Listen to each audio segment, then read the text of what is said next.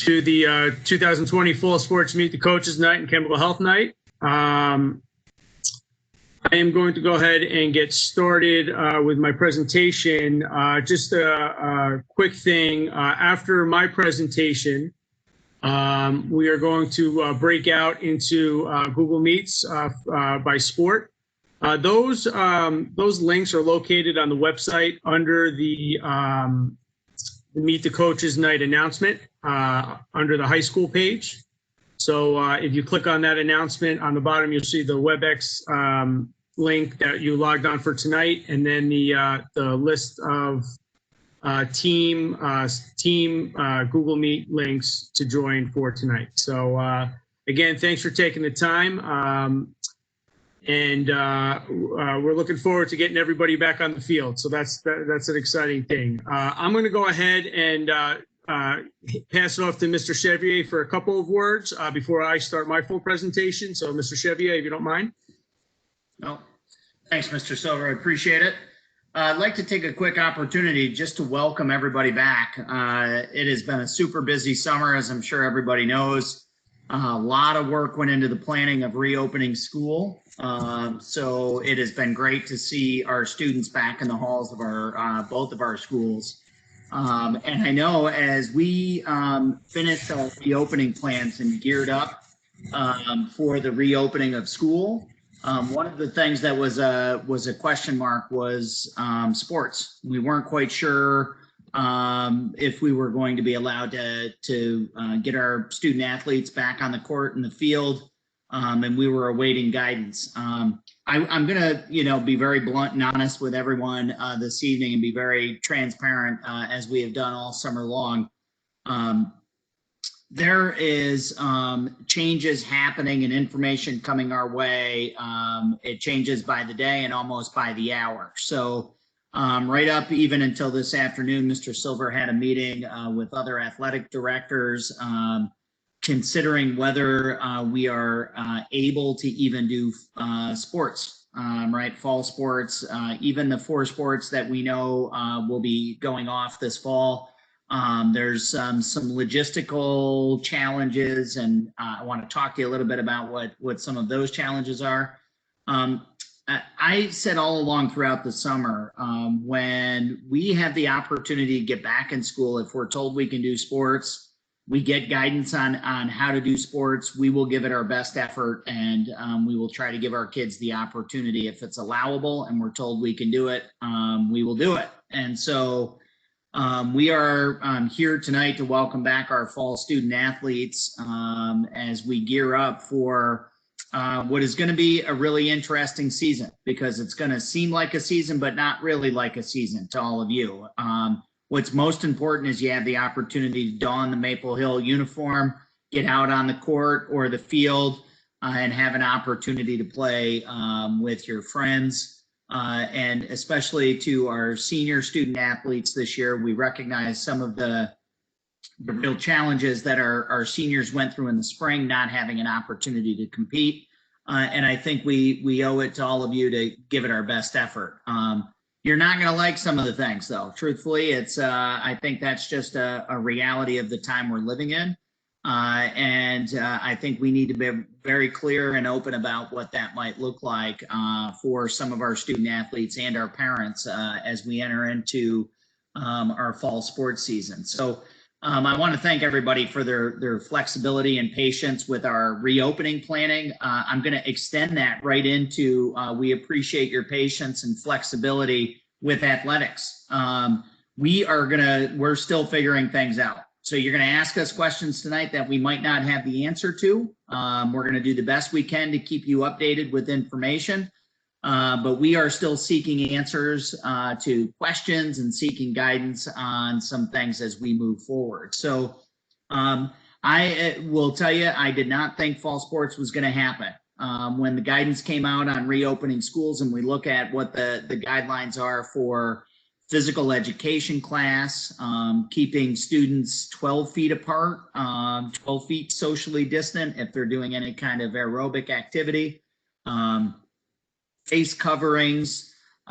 We talk about cohorts at the high school, all these recommendations to really minimize exposure. I will tell you, I was a little surprised when they came out with guidance that sports would be allowable. Mr. Silver is going to talk to you a lot about guidelines and safety things that we need to be aware of. I am, much like the building principals have been doing in both of our school buildings, I'm going to share with all of you tonight. It's really important that you listen to those guidelines. I don't have to tell you, if we get an outbreak of COVID, if that finds its way onto an athletic team, it's likely your season will probably come to a screeching halt. So as we move forward with practices and competitions, and we start to do these things, it's really important that you take into account the health and safety guidelines. Our students have been phenomenal at school, listening and following those guidelines, but you know, it's going to be important, and Mr. Silver is going to get into a little more detail, but you know, safety has to continue to be our top priority. We've worked really hard to open school. We're going to work really hard to provide opportunities for our student athletes. We want to make sure that we don't get complacent. We're being diligent and vigilant when it comes to safety protocols and measures, so that we can continue to step foot in the halls of our school and on our sports fields and our courts. So, you know, face coverings, you're going to hear a little bit about those tonight. And again, much like in school, to the fullest extent that we can tolerate those, we want to encourage their use. When you see CDC was on the news this morning talking about that being, you know, one of the most, the best things that we can do to prevent transmission and spread. So we want to make sure that we're doing that.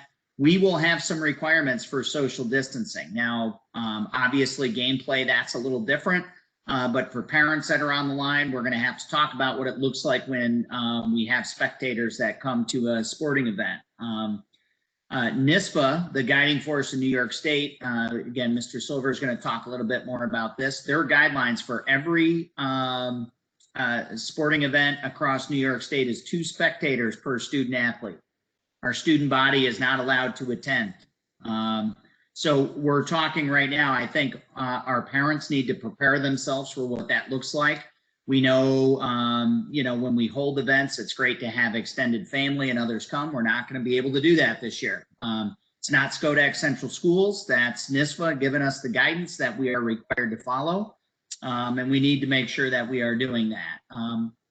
We're also probably going to be looking at a sign-in sheet for those events.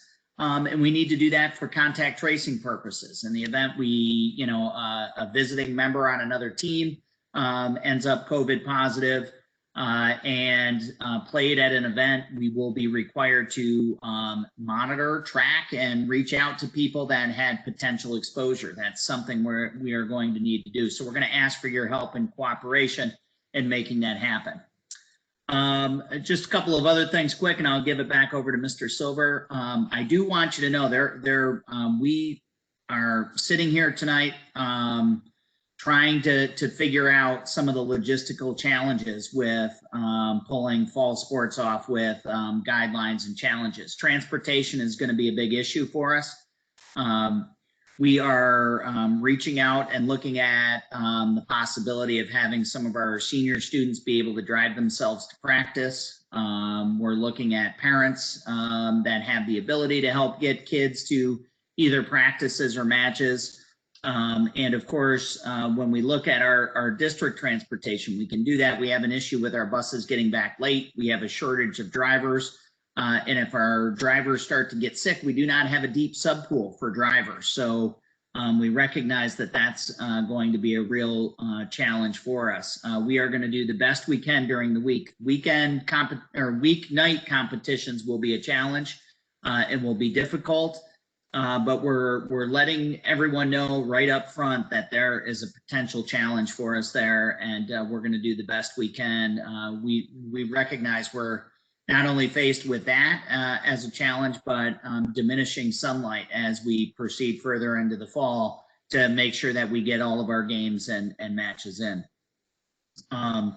We also recognize we have some in-person instruction going on and remote instruction going on. Typically, we have all of our kids here, so you know, we don't have transportation to pick up our remote student athletes. So we recognize they need to get here for practices. We're going to have to rely and depend on parents and one another to kind of help each other out and get our student athletes that are in a remote setting to the school campus and facility. Our community has done a tremendously good job screening using the Pick My Kid app. I know most folks are engaged in that and screening their kids every day prior to the start of school, which has been very helpful. We're going to encourage our student athletes that are in a remote setting to also use the Pick My Kid app. We're going to ask parents to make sure they're screening their student athlete in, even if they're in a remote setting that particular day, so that when they come to practice, we know that they are cleared to be at practice. Mr. Silver will talk a little bit more about that process, but if our student athletes don't check in using that app, there will be a process where they will need to be screened prior to joining practice that day. So you can't just drop your student athlete off and head out the door. We need to make sure that they are safe to be on campus and to practice with their peers. So that's going to take a little time out of our normal routine in our day. It's going to be a little clunky to get started until we fall into routines. But I, like everything else, I was saying to Mr. Silver and some of the other principals today, you know, we feel we so greatly appreciate everyone's patience. It seems like you've been receiving information last minute for the last 5 months. I will tell you, on our end, we feel the same way. We've been receiving information last minute for the last 5 months, and then have been forced to make decisions and quick calls and not a lot of time for planning and figuring things out. Welcome to Fall Sports 2020. It is no different. We are working daily to try to figure out the logistics and to get through some of the challenges. But at the end of the day, I think we're doing the right thing by all of our student athletes and trying to offer our fall sports program, even if it is a modified shortened season, to get you back out on the field in the court wearing Maple Hill jerseys. I think will make everybody feel a little bit better. And we look forward to seeing your success out on the court and the field again. So I am going to pass it back off to Mr. Silver. I'm always around. If you have any questions, I'll be on for the duration of the presentation tonight. So good luck to all of our student athletes. Have fun, and thank you all for your patience. We appreciate it.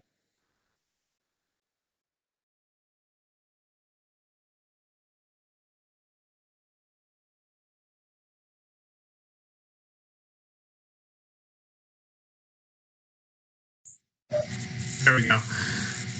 So again, yeah, I'm going to echo those sentiments.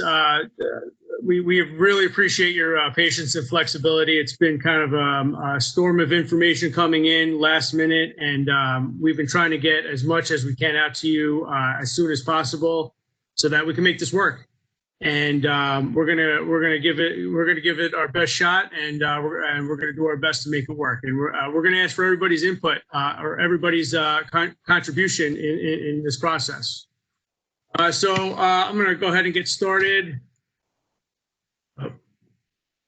So a little timeline from NISPA on August 24th. Governor Cuomo announced that we would be able to have low to moderate risk sports. There was still some confusion on what levels that we were able to follow. You know, we had to go down to the section level and then the league level. So on September 4th, and then again on September 11th, NISPA released an interscholastic return to play protocol document that we are following along with the Patroon Conference, and we are going to be pretty strict on those guidelines. And we're going to ask again for you to contribute and follow those guidelines to the best of your ability. On September 10th, Section 2 decided to allow us to return to our fall sports program, and the Patroon Conference, through many meetings, have decided that we're going to give it a go on all levels.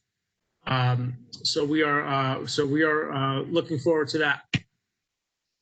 Patroon Conference, the school, like I said, the schools in the Patroon Conference have agreed to have modified junior varsity and varsity programs run. We've developed a shortened season schedule that has been posted to Schedule Galaxy, our scheduling website. I am 100% sure there are going to be many changes to that schedule. So, you know, we got the base of it up. Again, be patient, be flexible. The schedule is, you know, I want to use the word fluid, but we are working to relieve league-wide transportation issues, and we're playing the shortened season to limit exposure, and those are all taken into consideration. And like I said, the schedule's dates, times are subject to change for a variety of reasons. Could be weather, could be transportation issues, could be somebody's not well on a team, and we have to would have to quarantine at that point. So we're not sure. So there's many reasons that the schedule can change. So just please be patient, flexible, and we will work to get all the information out as soon as it comes our way. True Conference and the Schodack Central School District are dedicated to minimizing the risk to our athletes, coaches, event personnel, and the community. That's really important. And the Patroon Conference has developed the guidelines and protocols document that will be used league-wide. The document will include considerations for athletes, coaches, facilities, spectators, officials, and host schools. So, and that will be distributed to the student athletes and posted on our website shortly. All right, so Mr. Chevier started talking about some protocols that we might have here for student dismissal, remote learner arrival, and I'm going to go through those now. So students that are in the building upon arrival to school will sure we'll have equipment and bags, and we're going to ask them to bring them upon arrival to the gymnasium, and each team will have a designated spot in the gym with a sign, and they will leave their bags in that spot. Unfortunately, our locker rooms are limited now, and we cannot have everybody go into the locker room and store their equipment in there. Students that drive to school are encouraged to leave their equipment in their cars so that they can get them after school. At the end of the day, students will stay in their 5th block class until dismissed at the end of the day. Like I said, locker room use is limited. We are encouraging practice clothes being worn to school, but if the locker room is needed, it has to be monitored by the coaches and for locker room capacity. And we have to make sure that we don't have people going in and out of the locker room. So that could be used as part of a practice time. It might be the case. When students are dismissed, they report to the gym to pick up their equipment, and they will meet their coach at the designated area near the tennis courts. And of course, we are asking all students and coaches to wear masks and stay socially distanced throughout this whole process.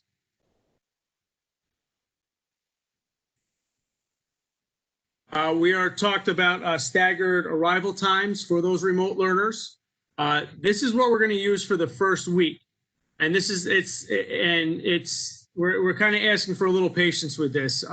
As we go through the season, we're hoping things run a little more smoothly and people can kind of arrive at the same time. But we're going to have athletes from the boys soccer team arrive first at 2:50. The boys and girls modified athletes will kind of arrive 5 minutes later. Girls tennis will arrive right around 3 o'clock. Athletes from the girls soccer team around 3:10, and then athletes from our cross country teams will arrive around 3:15. And we're still working through golf. We're seeing if we can, with transportation, if we can have parents and, like Mr. Sevier said, student drivers drive directly to Pheasant Hollow. And Mr. Austin has graciously agreed to help with the screening process over there. So that information will be given tonight, and we'll share that information with you as we go. For remote learners are asked to be screened at home using the Pick My Kid app. Upon arrival, student athletes will be checked by me and will be able to meet. And when they are checked off and I see that they've been screened, they'll be able to meet their team and coach in the designated area around the tennis courts. And we have on the next slide, I kind of have a map out to show how we're going to make that work. Once all of the athletes have arrived, coaches could take their athletes to their respective practice area, and we're asking that for at least the first week for supervision purposes to make sure that the athletes are maintaining social distance and wearing their mask, and we're trying our best to supervise the students after school and with remote learners arriving. If a student athlete is not feeling well, please let your coach know via email or however you communicate with your coach. And we're asking that any student athlete that doesn't feel well doesn't attend practice or a game if there's a game that day. And again, through the process, we're going to ask athletes and coaches to stay socially distanced, wear masks, and follow all the protocols and directions. I'll hold off for a second. Mr. Chevy, we have questions out there? I'm sure we do. Yeah, let's see. This is the amount of people. Why don't you keep going? Miss Hill is answering some of the questions as they're coming in on the chat. So we'll kind of gather these together and we'll let you keep going through the presentation, then we'll answer some. Okay, sounds good. Thank you. All right, so here's the map that we were talking about. The parking lot, the student parking lot is outlined. You would come in, there's a tent where I would be sitting, kind of checking the student athlete in, making sure they were screened. If they weren't screened on the Pick My Kid app, I would zap them with the thermometer, making sure that they are healthy enough to attend practice or competition. And this is kind of a map of the tennis court area where we would ask, and we'll have signs up asking the soccer teams to sit kind of socially distant and kind of away from each other. The girls soccer team on the other side of the tennis fence, and girls tennis can go right to the tennis courts, sit on one side of the net, and if golf does happen to be on school grounds, we'll have them sit on the other side of the tennis net there. So that's kind of the procedure we're going to work through for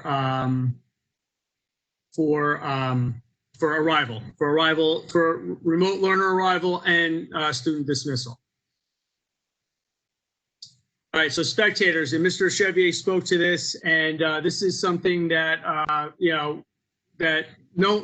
this is not a favorable thing for anybody. We like to have a full community there rooting on our teams, but for this season, as per NISFA guidance, there's a limit of two spectators per athlete at contests. And no student body is supposed to be at the events unless it's one of those two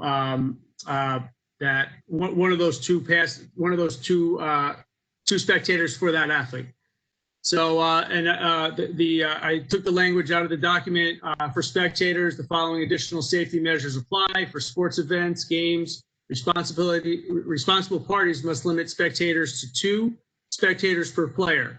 Responsible parties must ensure spectators maintain 6 feet of physical distance between individuals and/or family/household units at all times. And all spectators must wear face coverings when they are in common areas and situations where 6 feet of distancing is not able to be maintained.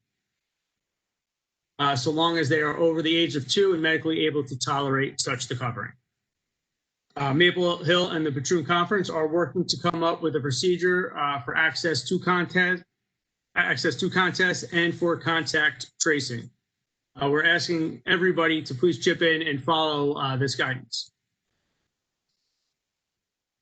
Sport-specific guidance. The NISFA return to play document includes sport-specific guidance for each of the fall sports. Coaches are going to review all of those with you tonight and throughout the season. It's really important that we understand how practices will be and games will be. It's going to look a lot different. As always, please make sure to follow these guidelines for the safety and well-being of everyone.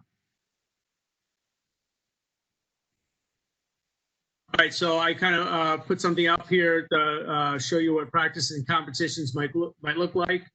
Practices are going to be different. The guidance says that practices will be focused more on individual and small group drills. Athletes will be in cohorts as much as possible, in small cohorts. And there's going to be minimal full team workouts or activities. Mask and social distancing will be the expectation during all practices and games. And there are some guidelines, sport-specific guidelines that kind of explain those and kind of relieve some athletes of the face covering. For example, I know cross country, while you're running a meet, cross country runners will not be wearing a mask while they're running a meet. That's part of the guideline. As for competitions, student athletes will be expected to wear appropriate face coverings and keep social distancing when at all possible in order to follow the sport-specific guidelines. There's no handshaking, high fives, fist bumps, hugging. That's one of the fun things about sports when somebody, hits a big shot in golf or scores a big goal in soccer or has a big point in tennis. You guys get excited, and as you should. But this year we can't gather together and celebrate those big plays. Social distance celebrations are allowed. So 6 feet apart. Cheer your teammates on, and hopefully that will be just as fun. Safety procedures. Everyone's expected to wash their hands before, after, and during practice and competitions. Hand sanitizer will be available on the fields, behind the benches. Coaches and athletes will be asked to help sanitize equipment and chairs that students might use. One of the guidance documents says no linear benches. So we might be using, we will most likely be using folding chairs as benches this season. Athletes will provide their own water bottles, towels, clothing. There's no sharing of those. There's no water jugs out. We can't use open cup water jugs this year. We can't do it. So those are things we're asking athletes to provide. And PPE and sanitizer will be provided. Masks, hand sanitizers, cleaning wipes, whatever we need to keep the student athletes and coaches safe, we will provide. And Mr. Chevier touched on this quite a bit, and transportation. Like I said, like Mr. Chevier said, we're asking for patience and flexibility. This is going to be a challenge. I've had conversations with our transportation department, and there's concern about having enough drivers and having enough buses to transport the athletes to away competitions on time. So we are working through those. We are trying our best. It is a league-wide issue. Other teams do have these issues. And as a league, we're trying to come up with a solution that best fits everybody and each school. We're looking into scheduling night games and weekend games as much as we can. There's logistical issues with that too, but we're trying our best. And there could be there's the possibility of cancellations if there's no buses available. We can't transport students to Catskill, and we don't have the manpower for it, then we're not going to be able to do it. And Mr. Chevier did say that we are looking into parent transportation, but that unfortunately doesn't work for everybody. So we have to kind of work through that as well. Okay, code of conduct. Each athlete will receive a copy of the athletic code of conduct as always. As always, student athletes are expected to represent Maple Hill and the Schodack Central School District in a positive manner on and off the field. The student athlete is held to a higher standard. We expect big things from our athletes. We expect, when we go to those schools, we expect to show that we are model student athletes, and that's important. Student athlete must remain in good academic standing to remain eligible throughout the season. Not adhering to the code of conduct can result in consequences, including but not limited to reduction in playing time, suspension from game or games, or dismissal from the team. We had an add-on to the code of conduct, to the student athlete code of conduct, that students are expected to follow all safety protocols set forth by the district. While we're in this pandemic, it's very important to understand that. Each student athlete, as always, will be required to read and sign the code of conduct and turn into their coach. Mr. Silver, can I just jump in here? I know some of you aren't able to see all of the comments. If you're asking a question and you're only sending it to Mr. Chevier or I, not everybody can see it. So I just wanted to review some of these just questions that others might want to know a little bit about. Sure. As far as our student drivers, you shouldn't really get into the habit, if you're in person, of leaving, going home, changing, and coming back. Our goal is to start practicing as early as possible, so there won't be a ton of turnaround time. Mr. Silver, you want to? There you go. And then there's a question about screening. If you're a remote student on the day of practice, we're going to ask that you screen by 10 a.m. We'll run a report and be able to see which athletes have screened by then to know who to look for at arrival.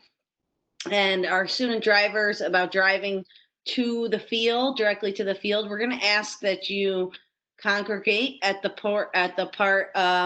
assigned location with your coach first, and then we'll let you drive over to the field. We might be able to loosen the reins a little bit as we do it, but to start, we want to make sure that we are starting with everybody in one place and everybody sees and understands all the protocol beforehand. And as for mask wearing, that has come up a couple times. Yes, the protocol that we were given says that athletes should wear masks throughout the games and throughout practices. Understanding that you might have to take it off a little bit when you're far enough apart and get a break and stuff. But there will be times throughout the game to take breaks and things like that. But it is something that is being highly encouraged and recommended unless there's a reason you cannot do so. So we do understand that might be tough. I know there are some athletic masks out there. You might want to take a look at getting some of those. And I think that's the primary questions we are getting. So there were a couple questions just about locker rooms. Your coaches are going to help facilitate locker room use. And we obviously have a few bathrooms in the school where athletes can change also. But we are asking you to try and come in practice clothes when you can to avoid the huge congregation in the locker rooms. It will take some time if you can only have a small portion of students in there at a time. So the more you can do on your end to make that go quicker, if you are somebody who can just wear your shorts and sweatpants and t-shirts to school, that would be helpful to help with that process. So I think that's kind of the gist of people's questions as of now. And like Mr. Chevier said, we will copy any questions. I know one just came in when we're asked about games. What are we going to do? When are we doing them? And what do we do for the games? Games will be the same protocol that we're listing here. And games will be, they're all posted on Schedule Galaxy. But again, they're subject to change based on availability of transportation and things like that. So I think that's kind of everything. I'll pass it back over to you, Mr. Silver. Yeah. So I just want to jump in and say too, you know, some of these things, you know, if you're sitting there shaking your head, just understand we have pretty strict guidelines we have to follow in terms of shared space and the required cleaning that needs to happen if we're using a shared space. So, you know, that makes locker rooms a challenge. We have to limit capacity. There's a whole bunch of considerations that we have to take into account to keep everybody safe. So recognize we understand that some of these things are a challenge. That's when I talked to you a little bit about the logistical challenges, it's, you know, much like it was every aspect of the school day to get our kids back into school. It is every little bit of a practice and a game that has to go under a microscope and adjusted accordingly in order to meet the guidelines. And we do understand the Department of Health does intend to go around to competitions and practices and games in schools to make sure that schools are in compliance. Whether that's true or not, I don't know, but that is what I heard would likely be taking place. Certainly want to make the news for good reasons and not bad ones. So, bear with us. We're trying to figure all those logistical pieces out. Mr. Silver, I'll turn it back over to you. All right, so this is the chemical health portion. As you know, we're required to provide a chemical health education during these presentations. As you know, any use of tobacco products, alcohol, or controlled substances, other than that's prescribed by a physician, any use of that for his or her own use will be removed from the athletic team and or club activity for the remainder of the sports season. Duration of activity or 30 consecutive school days, whichever is longer. And this is right out of the code of conduct, but I do like to present this. If this behavior takes place in school or at any school-related activity, which I know it's a little different this year, student will be subject to all other penalties which apply in addition to the removal from the team or the activity. So that's a statement right out of our code of conduct. We're gonna follow that strictly, and that's important. I did have a video here. I am unable to play it through WebEx, but I am going to post it. It's about the dangers of e-cigarettes, vaping, and Juuls, on how to talk to your kids about it. I am going to post this to the website tomorrow for your viewing pleasure, and we hope that the expectation is that you do watch that. It's only a 2-minute video, so. I did develop a slide kind of listing the dangers of vaping. Obviously, it's addictive. It's a nicotine product. We don't want, we don't want to start with it, because then we're more likely to use it more and more often. When you use a vaping product, you're more likely to smoke cigarettes and cigars, and those have those unhealthy things on them. Second and third hand smoke from vaping, deadly cartridges. You hear stories on the news all the time about a pen exploding in somebody's mouth. They're not safe, and exploding vapes, Juuls, and pens. Like I said, they're unacceptable in school. They're unacceptable for our athletes, and we are going to abide by the code of conduct when it comes to that. All right, let's play. I know everybody's excited. I know after all that, it's kind of hard to say that, but let's play and stay safe.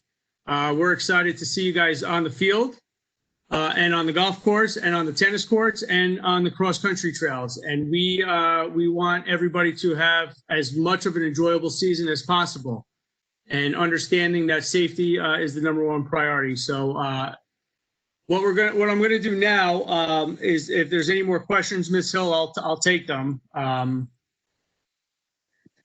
Yeah, there was a question that came in about will away team parents be allowed to attend, and can we go to away matches? The answer to that is yes, but it's a 2 spectator limit. So we have the responsibility of labeling like home and visitor sides or viewing areas. We have to mark socially distant areas out there as well. But yes, you will be able to go to away matches, but the 2 spectator limit is required for away matches as well. You seeing any other questions, Ms. Hill? I'm not. Okay, so what we're gonna do now, there's my question slide, of course, at the end. So what we're going to do now is we're going to head off. I'm going to send you off into those breakout rooms with your coaches. The breakout room links are on the district website page. If you go to the district website page and then go to the Meet the Coaches Night announcement, under the links, under the WebEx link that you used to join tonight, there's a breakout breakout links for each team. So you can go ahead and click on those. I will hop into into all those at one point or another, and I'll be there to answer any specific questions you might have. But as of right now, I'm all finished with my presentation, and you can head off into your breakout room. If you have trouble getting into those breakout rooms, just let me know. We'll try to copy and paste the links into the chat.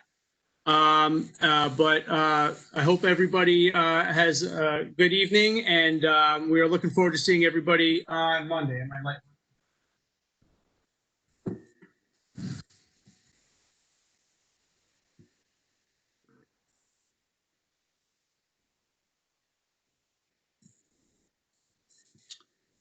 All right, I'm going to go ahead and end this meeting so folks jump over and use the links off the website, okay? So this will stop